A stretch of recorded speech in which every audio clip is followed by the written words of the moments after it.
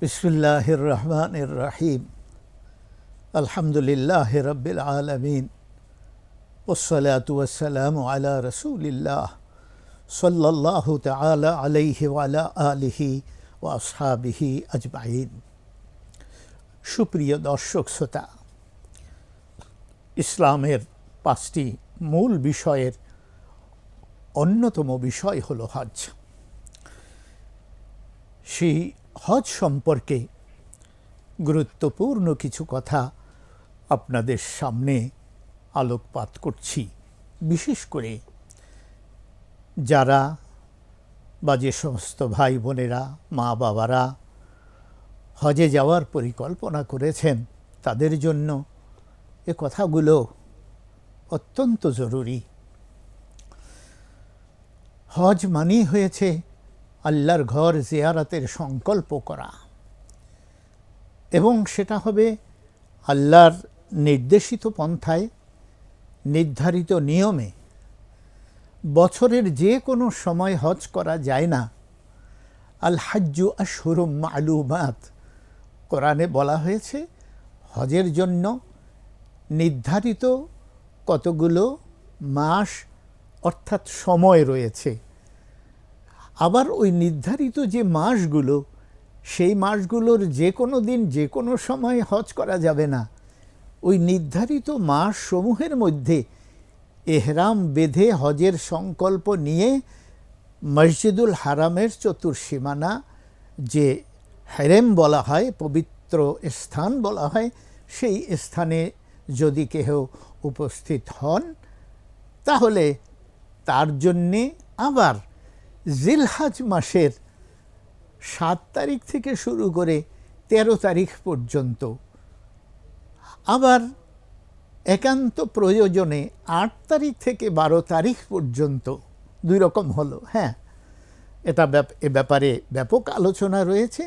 এই কয়দিনের ভিতরে নির্ধারিত কতগুলো বিষয়, কাজ সম্পাদন করা, নির্ধারিত জায়গায় নির্ধারিত নিয়মে সম্পাদন করাকে হজ বলে। কাজেই বছরের যে কোনো সময় হজ আদায় করার সুযোগ নেই। সুবহানাল্লাহ। দ্বিতীয় কথা হলো, হজ জীবনে একবার ফরজ। আমরা যেমন জীবনে যতবার মাহে রমাদান আসে ততবার আমরা সিয়াম পালন করি। দৈনিক 5 ওয়াক্ত নামাজের সময় হলে আমরা 5 ওয়াক্ত নামাজ আদায় করি। প্রতি বছর একবার আমরা আমাদের সামর্থ্য অনুযায়ী যাকাত প্রদান করি। কিন্তু হজ জীবনে মাত্র একবার। অতএব এই একবার হজ আমরা যারা সামর্থ্যবান তাদের জন্য অতীব গুরুত্বপূর্ণ। এজন্যে তাদেরকে, বিশেষ করে যারা হজে যাবেন, মা বাবারা, ভাই বোনেরা, হজ সম্পর্কে যথেষ্ট পড়ালেখা, প্রশিক্ষণ শেষে হজের যাবতীয় খুঁটিনাটি বিষয়ে আপনারা দক্ষ, অভিজ্ঞ হয়েই আপনারা হজে যাবেন। অন্যথায় যদি আমাদের দ্বারা হজের কোনো না কোনো রকম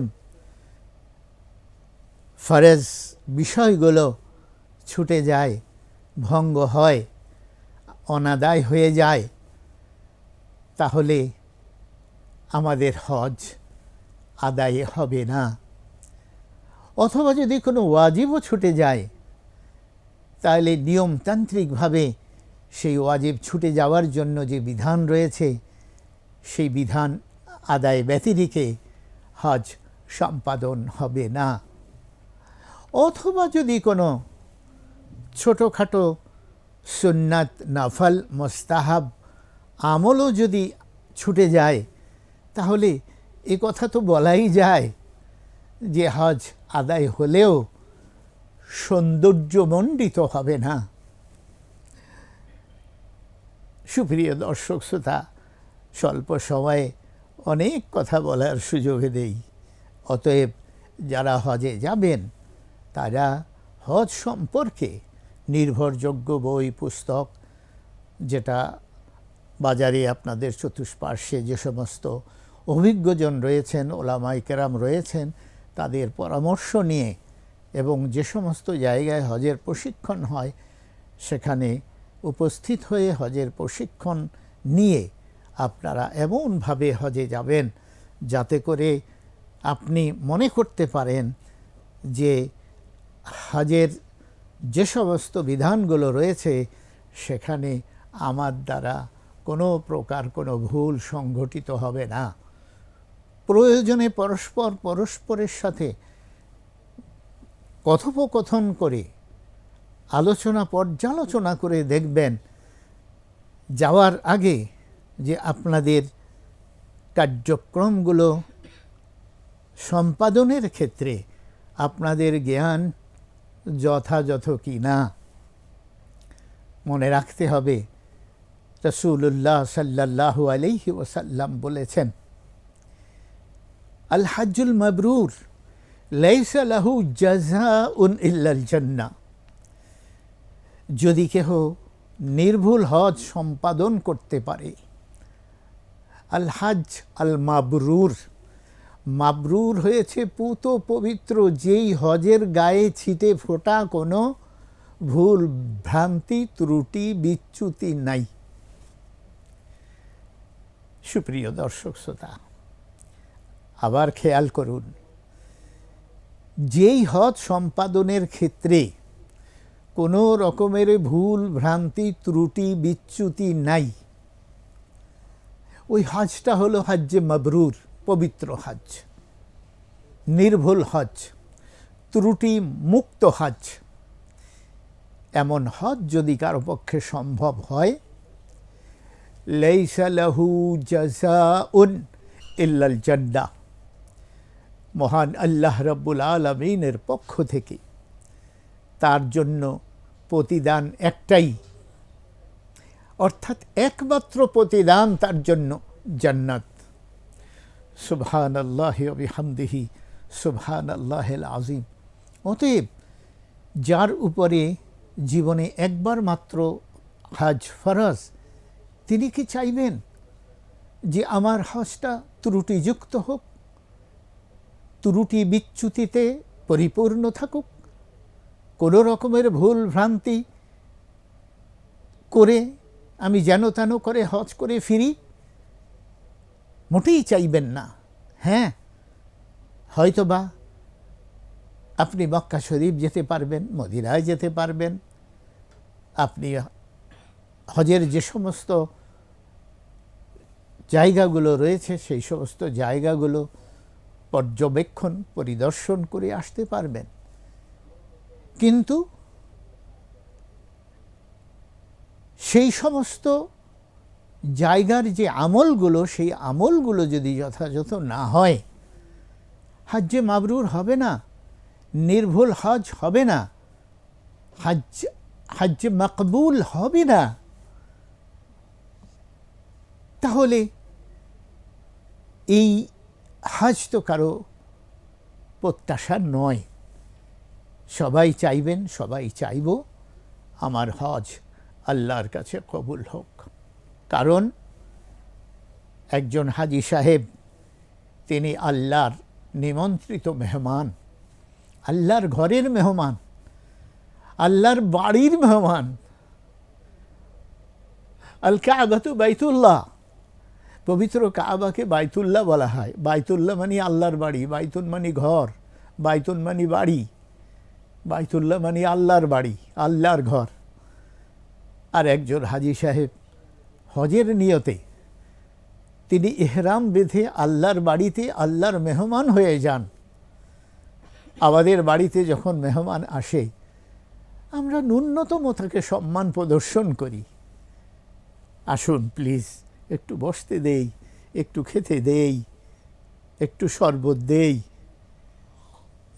একটু আলো বাতাসের ব্যবস্থা করি, সাধ্যমতো আমরা এটা করে থাকি।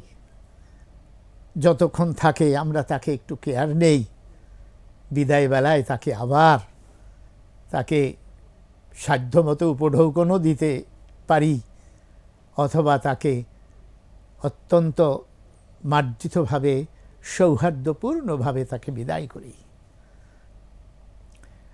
আল্লাহ রাব্বুল আলামিন স্বয়ং কোরআনে বলেছেন, আমার ঘরের মেহমান হয়ে যে আমার ঘরে আসবে, আমার বাড়িতে আসবে,